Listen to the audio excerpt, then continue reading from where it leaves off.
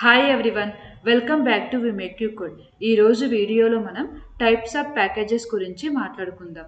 దీనికంటే ముందు మీరు ప్రీవియస్ వీడియో చూడకపోతే అది చూసి ఈ వీడియోకి రండి. ఆ వీడియోలో మనం ప్యాకేజెస్ అంటే ఏంటి, ప్యాకేజెస్ ఎందుకు క్రియేట్ చేస్తాం, ప్యాకేజెస్ యొక్క యూజెస్ ఏంటో మనం మాట్లాడుకుందాం. సో ఆ వీడియో చూసి ఈ వీడియోకి రండి, మీకు ఫుల్ క్లారిటీ వస్తుంది.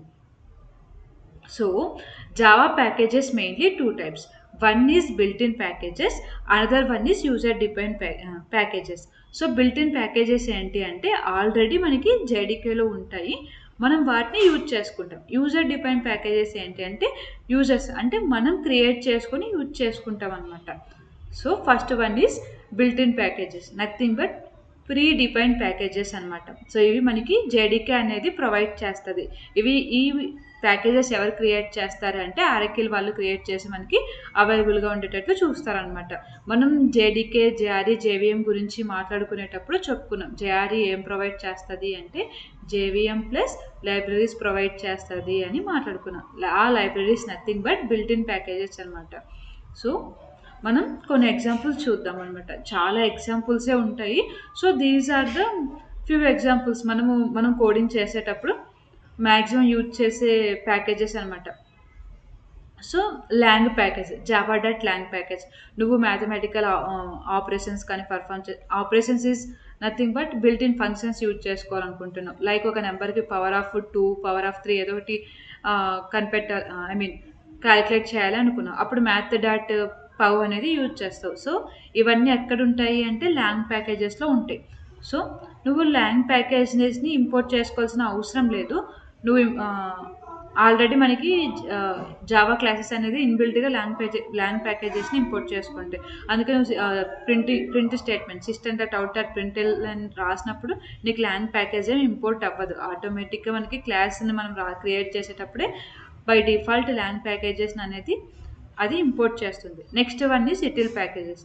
నువ్వు అరే లిస్ట్ కానీ, హ్యాష్ మ్యాప్ కానీ, స్కానర్ క్లాసెస్ కానీ ఇలాంటివి యూజ్ చేసుకోవాలి అనుకునేటప్పుడు ఇటిల్ ప్యాకేజ్ అనేది మనం ఇంపోర్ట్ చేసుకోవాల్సి వస్తుంది. లైక్ ఇన్పుట్ అవుట్పుట్, నువ్వు ఫైల్స్ పైన ఆపరేషన్ పర్ఫామ్ చేసేటప్పుడు నువ్వు ఇన్పుట్ అవుట్పుట్ పైన వర్క్ చేస్తావు. అప్పుడు నువ్వు ఐఓ ప్యాకేజెస్ అనేది ఇంపోర్ట్ చేసుకోవాల్సిన వస్తుంది అనమాట. అలా ఈ ఇన్బిల్ట్ ఫంక్షన్స్ అనేది మనం యూజ్ చేస్తాం. నెక్స్ట్ వన్ వచ్చేసి యూజర్ డిఫైన్డ్ ప్యాకేజెస్ అనమాట, nothing but custom packages. So ఈ ప్యాకేజెస్ ఎవరు క్రియేట్ చేస్తారంటే మనం క్రియేట్ చేస్తాం. బేస్డ్ ఆన్ మన రిక్వైర్మెంట్స్ మనం కోడ్ని రీయూజబుల్ చేసుకోవాలి అనుకునేటప్పుడు మనం ఈ ప్యాకేజెస్ అనేది క్రియేట్ చేస్తాం. అది ఎలా అనేది మనం ఒక ఎగ్జాంపుల్ కోడ్తో చూద్దాం. సో నేను ఆల్రెడీ ఒక ప్రాజెక్ట్ క్రియేట్ చేశాను. సో ఈ ప్రాజెక్ట్లో మనం 2 ప్యాకేజెస్ క్రియేట్ చేద్దాం. Packages, okay. First one is student package.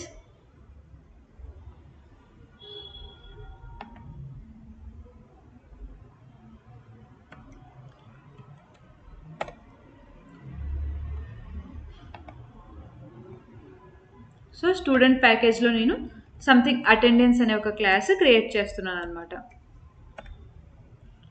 ఇందులో నేను ఒక మెథడ్ రాస్తున్నాను, public void attendance. So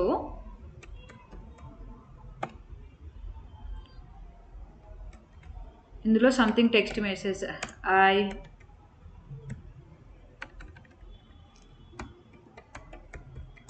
welcome to attendance portal. So ఇలా ఒక మెథడ్ అనేది రాశాను.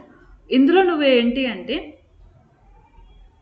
ఇప్పుడు నేను టీచర్లో ఇంకొక క్లాస్ క్రియేట్ చేస్తున్నాను,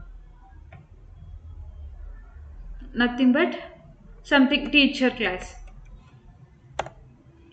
సో ఇందులో ఏంటి అంటే నువ్వు అటెండెన్స్ మెథడ్ని యూజ్ చేసుకోవాలి.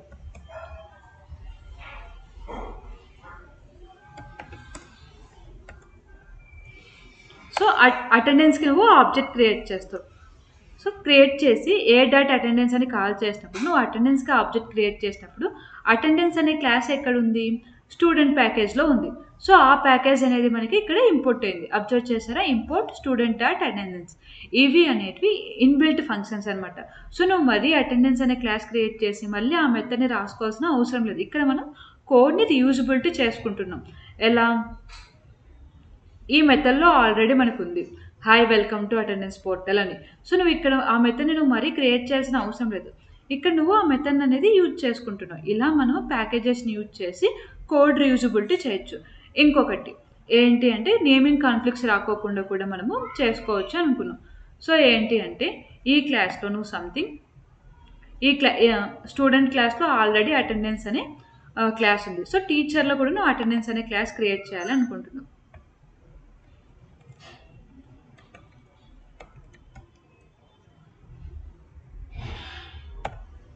సో క్రియేట్ చేసావు. అదే సేమ్ ప్యాకేజ్‌లో ఇంకొక క్లాస్ క్రియేట్ చేయాలి అంటే మనకి నేమింగ్ కాన్‌ఫ్లిక్ట్స్ వస్తాయన్నమాట. Sorry, I typed a wrong name.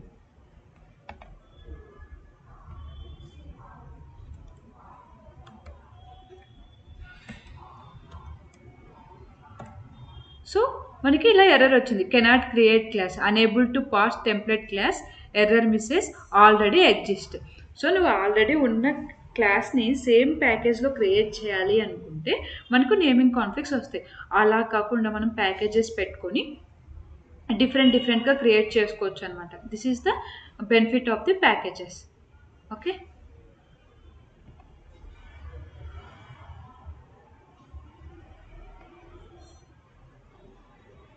And inbuilt packages. For example నేను ఈ అటెండెన్స్లో something public void number of students something list use చేయాలి అనుకుంటున్నాను. లిస్ట్ ఏ ప్యాకేజ్లో ఉంటుంది? ఇటిల్ ప్యాకేజెస్లో ఉంటుంది. న్యూ అరే లిస్ట్. సో మనకి అనేది అరే లిస్ట్ అండ్ లిస్ట్ అనేది ఇంటర్ఫేస్ అనమాట. ఈ అరే లిస్ట్ అనేది లిస్ట్ ఇంటర్ఫేస్ని ఎక్స్టెండ్ చేస్తుంది, ఇంప్లిమెంట్ చేస్తుంది. సో మనము ఇవి ఇన్బిల్ట్ యూజ్ చేసుకునేటప్పుడు క్లాసెస్ మనకి ఇవి యూటిల్ ప్యాకేజ్లో ఉంటాయి కాబట్టి ఆ ప్యాకేజెస్ అనేది మనకి ఆటోమేటిక్గా ఇంపోర్ట్ అవుతాయి. సో ఇవనేది ప్రీ డిఫైన్ ప్యాకేజెస్ అనమాట. యూటిల్ ప్యాకేజెస్ అనేది యూజర్ డిఫైన్ ప్యాకేజెస్ అంటే మనం క్రియేట్ చేసుకునేది. స్టూడెంట్ అనేది ఒక user define package and teacher అనేది ఒక యూజర్ డిఫైన్ ప్యాకేజ్ అనమాట. So this is the difference between built in packages and user define packages అనమాట. ఇప్పుడు మనం సంథింగ్ లిస్ట్లోకి ఏదైనా యాడ్ చేద్దాం. List dot add welcome list print చేద్దాం.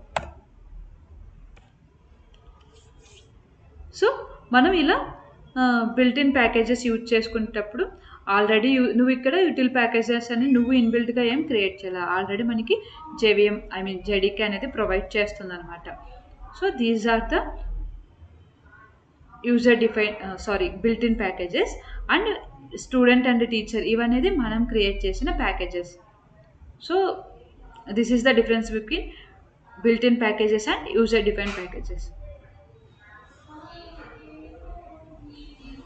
సో మనం ప్యాకేజెస్ ఎందుకు క్రియేట్ చేస్తాము అంటే మనం రిలేటెడ్ క్లాసెస్ని అండ్ ఇంటర్ఫేసెస్ని ఒక గ్రూప్ చేయడానికి మనం ప్యాకేజెస్ అనేది క్రియేట్ చేస్తాం. నువ్వు ఇక్కడ చూస్తే మనం స్టూడెంట్ డేటాని మొత్తం ఒక ప్యాకేజ్లో పెడుతున్నాం అండ్ టీచర్ డేటాని మొత్తం ఒక ప్యాకేజ్లో పెడుతున్నాం. ఇలా మనము ఒక దానికి రిలేటెడ్ అయిన క్లాసెస్ని ఇంటర్ఫేసెస్ని గ్రూప్ చేయడానికి ప్యాకేజెస్ అనేది క్రియేట్ చేస్తాం అన్నమాట. నెక్స్ట్ వచ్చేసి టు అవాయిడ్ నేమింగ్ కాన్ఫ్లిక్ట్స్. మనం ప్రీవియస్గా చూసామన్నమాట. ఏది స్టూడెంట్ క్లాస్లో నువ్వు అటెండెన్స్ అని మళ్ళీ క్రియేట్ చేయాలి అనుకున్నప్పుడు మనకి నేమింగ్ కాన్ఫ్లిక్ట్స్ వచ్చాయి.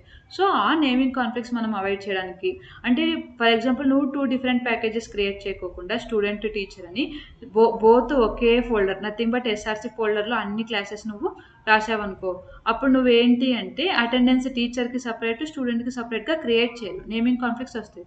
సో ఇలా ప్యాకేజెస్గా క్రియేట్ చేసుకోవడం వల్ల యూజ్ ఏంటి అంటే నువ్వు స్టూడెంట్కి సపరేట్ అటెండెన్స్ మెయింటైన్ చేయొచ్చు, టీచర్కి సపరేట్ అటెండెన్స్ మెయింటైన్ చేయొచ్చు అనమాట. మనకి నేమింగ్స్ కూడా అర్థమయ్యేటట్టు ఉంటాయి. అందుకోసమని మనం ప్యాకేజెస్ అనేది యూజ్ చేస్తాం. సో టు ఇంక్రీజ్ మోడ్లారిటీ అంటే నథింగ్ బట్ మన కోడ్ ఈజీగా అర్థం అవ్వడానికి, నువ్వు ఈజీగా ఎక్స్టెండ్ చేసుకోవడానికి ఈజీగా ఉండేటట్టు కూడా ఉంటుంది. అండ్ రీయూజ్ ద కోడ్, మనం కోడ్ అనేది రీయూజ్ చేసుకోవచ్చు. సో మనం ఈ ఎగ్జాంపుల్లో కోడ్ని రీయూజ్ చేసుకున్నాం కదా, అటెండెన్స్ని సరే ఇక్కడ అటెండెన్స్ క్రియేట్ చేసాం, బట్ అది మీకు నేమింగ్ కాన్ఫ్లిక్ట్స్ కోసం నేను రాశాను. ఇక్కడ టీచర్లో మనం ఇక్కడ టీచర్లో ఈ అటెండెన్స్ని ఎక్కడి నుంచి ఇంపోర్ట్ చేసుకున్నాం, స్టూడెంట్ నుంచి ఇంపోర్ట్ చేసుకున్నాం. సో ఇలా కోడ్ రీయూజ్ చేయడానికి కోసం మనం ప్యాకేజెస్ అనేది యూజ్ చేస్తాం అన్నమాట. దిస్ ఈస్ ద ప్యాకేజెస్ అనమాట. 2 types ఆఫ్ ప్యాకేజెస్ ఉంటాయి. One is user define packages and built in packages. So built in packages అంటే మనం క్రియేట్ చేసుకుంటాం, యూజర్ డిఫైన్ ప్యాకేజెస్ అంటే మనకి జేడీకే ప్రొవైడ్ చేస్తుంది అనమాట. I hope this video was helpful for you. మీకు ఏమైనా డౌట్స్ ఉంటే కామెంట్ సెక్షన్లో నాకు చెప్పండి. మ్యాథ్స్ నేను రిప్లైస్ ఇవ్వడానికి ట్రై చేస్తాను. And thank you for watching. Bye bye.